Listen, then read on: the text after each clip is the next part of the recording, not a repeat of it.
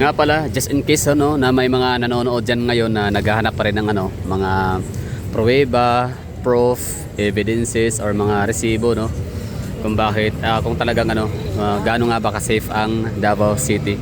To the point na marami silang nakikita, marami tayong nakikita kayo, no? Marami tayong nakikitang mga shared post online sa different platforms, social media platforms na yun na nga kung gaano ka-safe ang Davao City.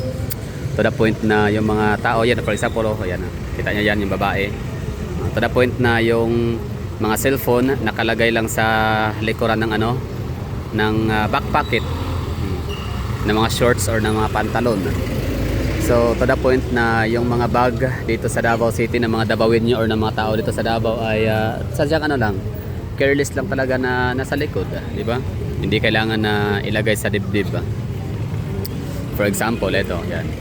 Yung lalaki, di ba? So talagang backpack talaga siya literal. Backpack kasi hindi siya backpack, no? Design talaga siya pang backpack. So in some case, no, sa ibang lugar hindi matatawag na backpacks kasi ano siya, front packs, ganun. Kasi nilalagay sa dibdib. So yung iba naman ay ginagamit ang mga cellphones, mga iPhone, mga tablets, mga lamisa, MacBook, mga laptops, basta lahat ng mga valuable items ay ginagamit siya as pang reserve sa mga lamisa. For example, Jollibee, mag-order ka sa Jollibee or sa McDonald's. So kung mapapansin ho ninyo, talagang ano, mayroon kasi ako mga pinapanood ng mga video mostly sa TikTok, no. Bago lang ako nag nag-open na TikTok. So ibang ano din iba ring ibang dimension din pala ang makikita sa TikTok, nakakatuwa. So may mga taga Luzon, taga Metro Manila, no, na hindi man parang silos or inggit na inggit. Basta parang ano lang, parang inggit or silos or yung parang talagang napapasana all sila sa Davao City. Tama ba yung inggit na word or silos? Basta parang ano, parang mapapasana all sila tapos meron silang kahit paano nararamdaman ng mga culture shock sa Davao. Culture shock sa Davao kasi nga yung magsuot ng bag na nasa likod, yung maglagay ng mga cellphone sa mga back pockets ay hindi nila yon na nagagawa sa lugar nila. So dito sa Davao, ayun, normal lang, no, na yan nga nakalagay sa back pockets, kahit pa mga iPhone, tapos mga bag nasa likod talaga, tapos yung mga valuable items ginagamit siya pang reserve sa lamisa ng mga fast food restaurant. Yan nga, for example, McDonald's, Mang Inasal, or dito sa Maya Tapaking or Taps. Yan. So ginagamit pang reserve yung mga gamit. So ako din ginagawa ko rin yun, no, pang reserve. Tapos yun lang, bali ang ano naman, ang cellphone hindi ko naman din nilalagay sa aking back pocket kasi ang purpose naman ng aking ano, ng aking sling bag parang yun ang magiging ano, pinakabulsa yung sling bag lahat, no. Hindi ako naglalagay ng ano kahit ano sa aking bulsa, like mga kahit pa mga barya, no, nasa bag talaga lahat yan kasi yung ano nga, yung aking bulsa sa mga shorts ay tawag na ito, mababaw lang, no, so maaaring mahulog. So kaya yan ni ma'am, di ba? So itong aking ano, sling bags na dala-dala dyan, lahat nakapasok, nakapaloob. So minsan ito yung ginagawa kong ano, pang-iwan sa mga restaurants, sa mga lamesa, pang reserve. So ngayon lahat ng gamit andun, cellphone, pitaka, wallet, ganoon. So that's just in case na hahablutin siya, kukunin, lilimasin, talagang dala lahat, no, all in one, no. Hindi na kailangan pang marami siyang bibitbitin, isang kuhanan na lang. So ano na lahat ng mga bagay, mga gamit sa aking sling bag, di ba? So nakatuwa lang kasi totoo naman talaga yan, no? Kita niyo yon, mga ano natin dito, mga kababayan, na napaka careless lang talaga, napaka komportable, napaka hayahay sa pakiramdam na wala kang iisipin, maglalakad or yun lang, di ba? Kakain. So at least ka dito sa Davao City.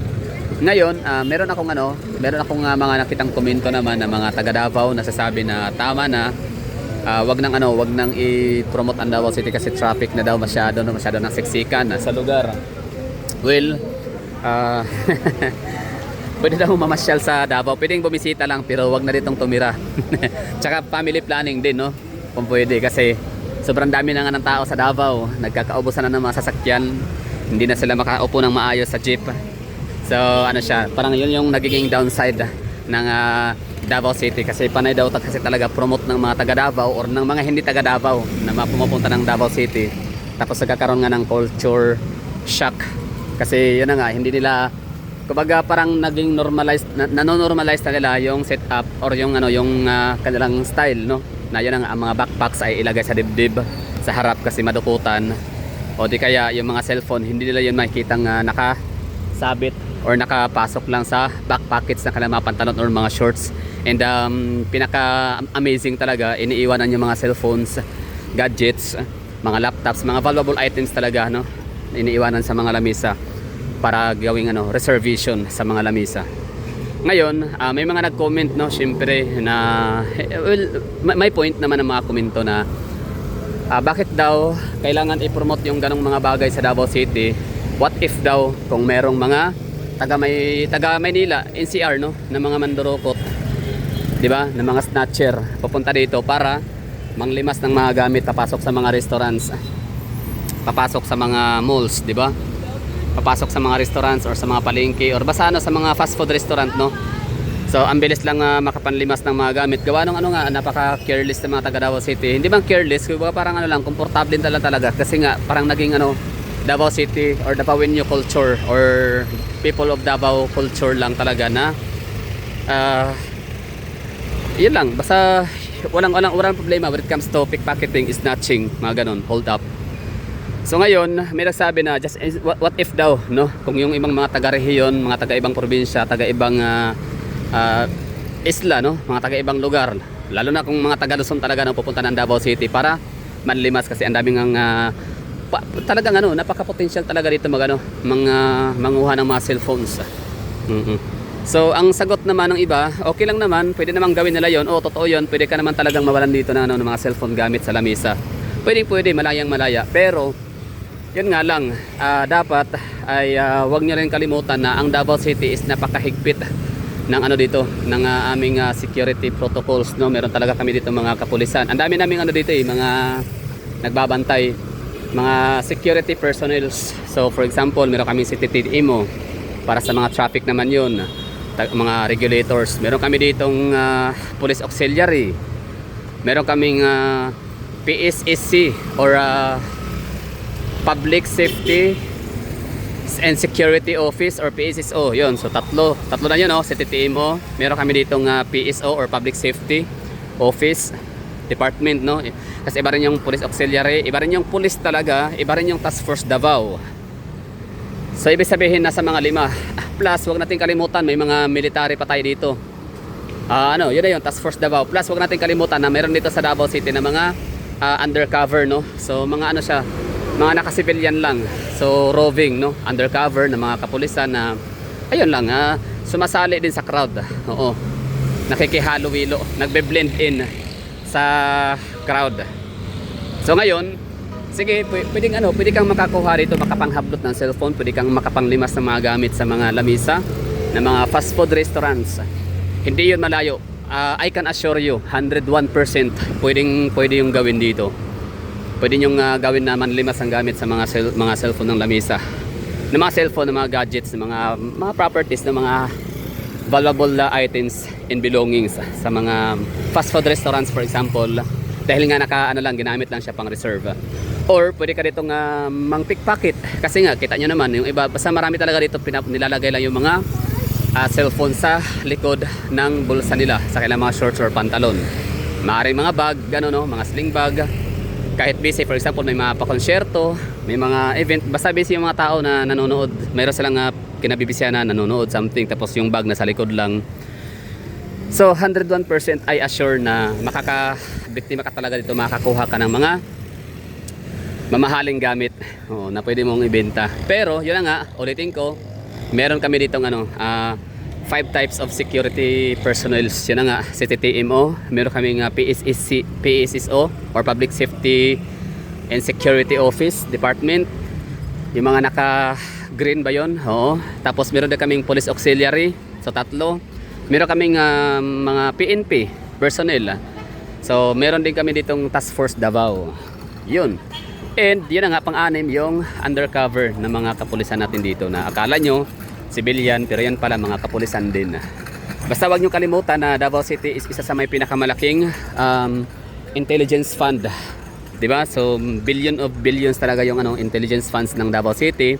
Dahil nga sa sobrang lawak din kasi ng land area ng Davao City, tapos sobrang dami rin ng tao na i-cover. So, kumbaga, ano naman depende sa ratio kasi yan. Kung ang iyong lungsod ano lang naman, 100,000 lang katao, so syempre hindi naman siguro aabot ng 1 billion. Kung hindi umabot ng 100,000 katao. So, nasa mga ano lang siguro millions. So, Davao City, kumbaga, siya, justifiable naman. Bakit billions ang intelligent funds? So wag niyong kalimutan ito ha. Wag niyong kalimutan or wag niyong pakumpiyansa dito na maghasik ng lagim sa Davao City kasi nga napakalaki ng confidential funds sa Davao. Intelligence funds. So yung intelligence funds na yun, isipin niyo sino ang mayor dito na mamahala sa Davao City, Duterte. So pag sinabing Duterte, 'di ba, hindi corrupt 'yan. Ako, I can attest to that, no? May mga nagsasabi na kurakot ang mga Duterte pero wala silang pruweba, wala naman silang proof of evidences. Ako naman sasabihin ko naman na hindi ko rakot ang mga Duterte. So anong proof of evidences ko? Ito, ang ganda ng namin, ng aming syudad. So talagang maganda ang daan, maganda ang kalsada, malinis, talagang ang pera talaga pambayad para sa beautification, para sa mga street sweepers, para sa mga natatrabaho sa kalye. So talagang ang budget ay mapupunta sa kanila. Budget para pang ayuda, budget para pang financial aids or mga financial supports, pang libreng gamot, medical basta marami, no. So pag kung yung pera na allotted sa ganyang bagay talagang nagagasta talaga ng tama. Hindi siya binubulsa, no, hindi tinatapyasan. So kaya gano'n na lang kung makita nyo ang ganda ng pasilidad namin sa Davao City. For example, itong kinatatayan natin, wala ho itong head wires. Meron ba kayo nakitang kuryente, di ba? Wala. So diyan pa lang billions of pesos na yan. So ibig sabihin hindi ko rakot ang Davao City government office. Yung ating taga LGU. Yung mga Duterte, hindi sila kurakot. Kasi kung kurakot pa, wala. Hindi namin to mai-enjoy mga Davaoenyo ang napakagandang mga facilities namin dito. Di ba? Lalo na yung security in the peace and security. So, yun ang pinaka top priority ng mga Duterte. Kasi yung mayaman ka nga, takot ka naman lumabas ang gabi, di ba? Mayaman ka nga, takot ka namang bumiyahe. Dala ang iyong mga magarang sasakyan. Takot ka namang mag road trip, mag-strolling sa city kasi nga baka pwede kang harangin ng mga kidnapper, mga carnapper, di ba? Pwede kang harangin ng mga tulisan. So dito sa Davao City, top priority talaga dito yung safety at may enjoy siya ng lahat, no? So talagang mapapakinabangan siya. Ma-access, mapapakinabangan, may enjoy ng lahat ng citizens ng masses. So yun lang, ulitin ko. Pwede kayo dito 101% na pwede kayo makapagnakaw dito, makapang-snatch ng mga valuable items. Yes, mga mamahaling gamit. 101% assured, no? Pwede kayong mag-pickpocketing, pwede kayong mandukot, no? So kung kayo ay mandurukot, sige, welcome kayo dito sa Davao. Life is here. So pwede kayong mandukot. Pero yun nga lang, tandaan nyo, meron kaming 6, no, na security personnel dito. So yun nga sa katauhan ng PNP Undercover, Task Force Davao. Meron kaming PSSO or Public Safety Security Office.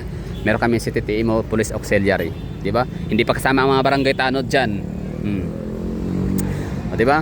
Tapos yun na nga, ulitin ko, huwag niyong kalimutan na Davao City ay isa sa may pinakamalaking intelligent funds. So, at saka ang namamahala ito mga Duterte. Mga Duterte ay hindi kurakot. Talagang yung nararapat na mabigyan ng yung pondo, no, yung pera, yung allotted sa isang bagay. So yun na nga, intelligence funds. So para ma-maintain yung namin dito, mga kagamitan, gaya nito, Central 911, CDRRMO, Planning and Research. Mga ganun sa mga facilities namin dito, talagang yan.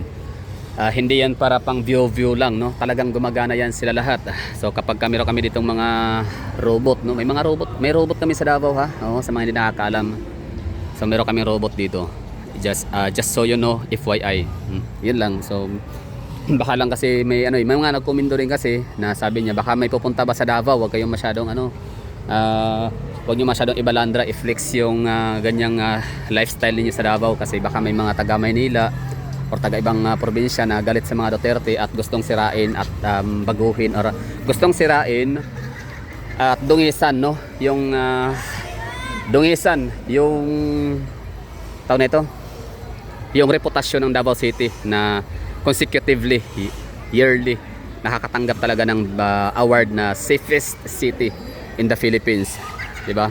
And pasok sa Magic 5 sa buong Southeast Asian region. Pasok naman sa 100, top 100 sa buong mundo na pinaka-safest na city. So kunyari pupunta dito, tapos yan na nga, magnanakaw dito, parang gagawa ng ano, tapos syempre may mga incidenting maire-report na yan na wala na cellphone, so sira na, di ba? Hindi siya safe. So ngayon, ang mga tao dito, like example, may mga nag-comment doon. For example ako, kunyari mawalan ako ng cellphone dahil nga ginawa ko siya pang reservation sa lamisa. Okay lang, kasi yan na nga, pag once na ikaw ay mahuli, may kalalagyan ka talaga dito sa Davao City. Oh, hindi yan biro, talagang hindi yan joke. Kasi ang mga Duterte talaga, galit yan sila sa mga oportunista, galit sila sa mga magnanakaw, galit sila sa mga drogista. Basta yung ano, yung mga oppressor, no? Mga oppressor sa mga kababayan natin, lalo na sa mga civilian, mga walang kalaban-laban na mga inosente, na mga law-abiding citizen, lalo na mga bata, babae, matanda. Nako. Pag yan ang nagiging biktima niyo, tapos mahuli kayo dito, good luck. Basta talagang ano, iwan ko na lang sa inyo talaga, sorry. So yan yung ano ko, hindi ko maipapangako, no, kung saan kayo pupulutin kinabukasan. Basta itong ano namin dito, facilities na gaya nito ay hindi siya pang fix lang, hindi siya pang forma-forma lamang, no. So ito siya talaga ay gumagana. Basta wag kalimutan, Davao City ang may pinakamalaking intelligence funds. And ang namamahala dito is mga Duterte na hindi kurakot. So talagang ang pera para doon ay talagang para talaga doon, no? Hindi talaga siya tinatapyasan. So ibig sabihin nasa mga 99.9% efficiency or effective, di ba? So nasa mga 99.9% ang ano kanyang effectivity, no? Yung kanyang efficiency ng ano namin dito, facility sa Davao City. So kapag ang aming mga kapulisan dito, mga task force Davao ay nagbabantay, pag andyan sila, yung kanyang presensya, mga kapulisan, talagang andyan sila nagbabantay, hindi para pang show off lang, no? Para lang sabihin na sila ay natatrabaho, para sila ay parang sa tupad ba, no? Para lang makatanggap ng ano, ng sahod sa tupad. So may bitbit kunyari na walis, tapos papapicture, selfie, tapos ipasa. After mag selfie, pagkatapos ipasa yung selfie na meron silang hawak na walis at kunyari nagawawalis sila, uuwi na, di ba? Or pahayahay na, di ba? Pakahoy-kahoy na. So yan, no, yung mga nakita ninyo dyan. So ano yan, that's for real, hindi yan pang flex lang, hindi yan pang char lang, no, or pang ano lang, pakinang tao, or wala lang, pang flex lang, paporma-porma. So pwede kayo dito pumunta ng Davao City, ha, pwede kayo dito manghablot ng cellphone. So kasi ang mga cellphone dito, ang bilis lang kunin, nasa ano lang nga lang, nasa likod ng mga ano, mga backpackets. Yung mga bag dito sa likod, ay ang mga bag dito nasa likod talaga, naka-backpacket. So pwede kayong manglimas ito ng mga gamit, mang-snatch, mang-pickpocketing, pwede kayong pumunta sa mga fast food restaurants. 101% na i-assured ko sa inyo na makakapagnakaw kayo dito. Pero yun nga lang, hindi ko rin 201% din na maisasiguro ko rin sa inyo na talagang mahuhuli kayo dito. At pag mahuhuli kayo dito, hindi na ako no comment na ako dyan kung saan kayo pupulutin kinabukasan. Yun lang. Tapos kami pa naman mga taga Davao, kami dito, hindi naman sa kami konsentidor sa namin dito, ha. Konsentidor sa aming gobyerno, pero parang very satisfying. Oo. Yung typical na criminal ka, tapos bibigyan ka pa ng libreng abogado, di ba? Galing sa PAO, bibigyan ka pa ng bibigyan ka pa ng libreng pagkain, di ba? Sa bilangguan, di ba? So, liabilities na yan eh. So, bakit tayo gagastos sa mga bagay na hindi naman talaga natin mapapakinabangan, walang return of investment. So, doon na lang yan ilagay, no, sa dapat nilang kalalagyan. Di ba? Ang iba nga makalabas pa, mambibiktima pa ulit, kaya mas maganda na doon na lang sila sa ilagay sa dapat nilang kalalagyan. So ulitin ko, dito sa Davao City, meron kami dito 6 na mga security personnel. Yun na nga, sa katauhan ng PSSO, Auxiliary, PNP, Task Force, City TMO, mga undercover na mga kapulisan natin dito. Tapos syempre yung syempre Davao City, mga Davaoin nyo mismo, no, ay subukan nyo lang. Tapos magkataon na andyan ako present, andyan ako sa lugar Abay ay makikiano ko makikisabay sa paano.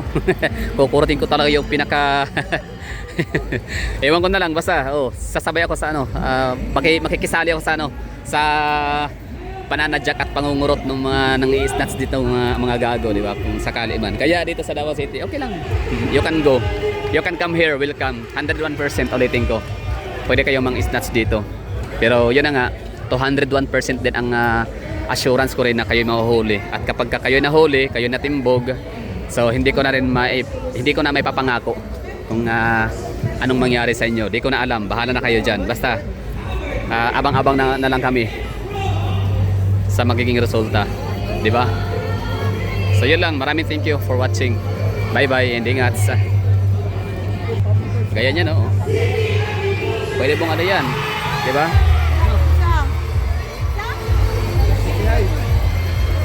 Pwede mong kunin yun. Mga bag dito, nasa lang, nasa likod lang talaga nila. Mga sling bags. Napakaluwag, ayan yan example yan di ba? Pwede mong yan, pwede mo di ba? Ang galing lang. Pwede mong mas-nuts yan. If you want. Pero good luck na lang talaga, no? 201% ko ring maipapangakong matitimbog, mahuhuli rin kayo dito. Kasi akala nyo mga civilian lang andito, hindi. Mga pulis yung iba, naka-undercover lang. Naka-civilian lang sila para syempre magbe-blend in sila sa masa, sa mga tao. Okay na tayo dito, no? Thank you for watching and life is here once again. So maraming thank you sa mga Duterte. Indeed, Duterte legacy or Tatak Duterte.